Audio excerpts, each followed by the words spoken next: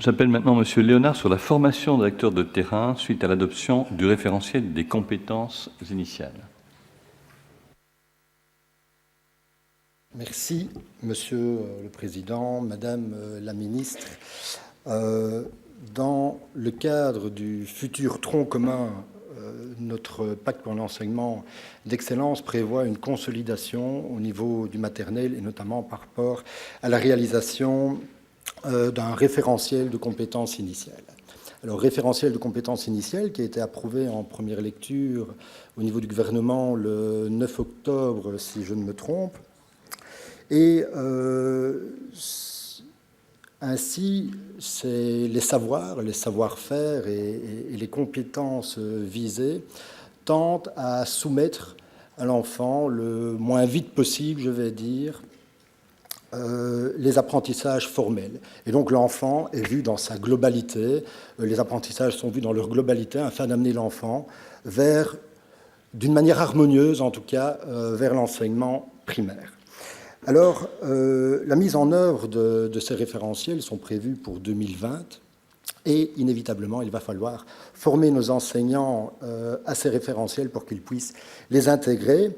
Dès lors, ma question est relativement simple. Pouvez-vous nous en dire un peu plus sur les formations qui sont prévues à ce niveau? Pouvez-vous même nous parler peut-être des inscriptions à l'heure actuelle ou encore du public, de l'évolution de ces formations vers un autre public que celui qui est visé actuellement? Je vous remercie. Merci. J'appelle à nouveau Madame la Ministre à la tribune.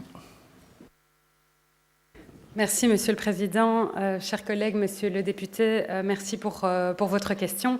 C'est effectivement un moment qui est très important puisqu'on va commencer à implémenter le tronc commun dans les maternelles à la prochaine rentrée, ce qui nécessite de former évidemment les enseignants de maternelle dès cette année.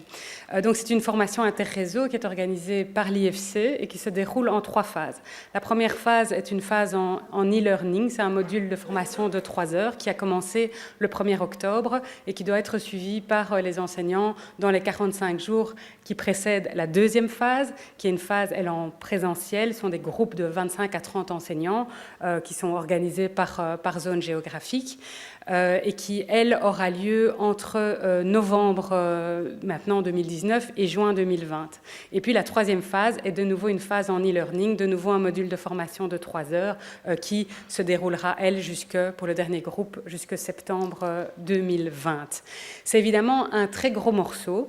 On a 97,8% de membres du personnel qui ont été inscrits par les écoles, donc ça c'est une belle réussite évidemment. On est à 11 497 enseignants inscrits, donc vous imaginez que c'est une formation évidemment de grande envergure et qui nécessite une organisation bien rodée. Les enseignants auront droit à une prime de 175 € bruts par journée de formation une fois que la formation sera terminée. Et les directions ont droit aussi à un demi-jour de formation dans le premier trimestre maintenant de 2019. Voilà ce que je peux vous en dire pour le moment. Je vous remercie. Merci. Monsieur Léonard. Oui, ces référentiels constituent évidemment une première importante et je me réjouis bien entendu du soutien qui est porté à notre enseignement maternel qui est à la base évidemment de tout apprentissage et donc je remercie Madame la Ministre pour ses réponses.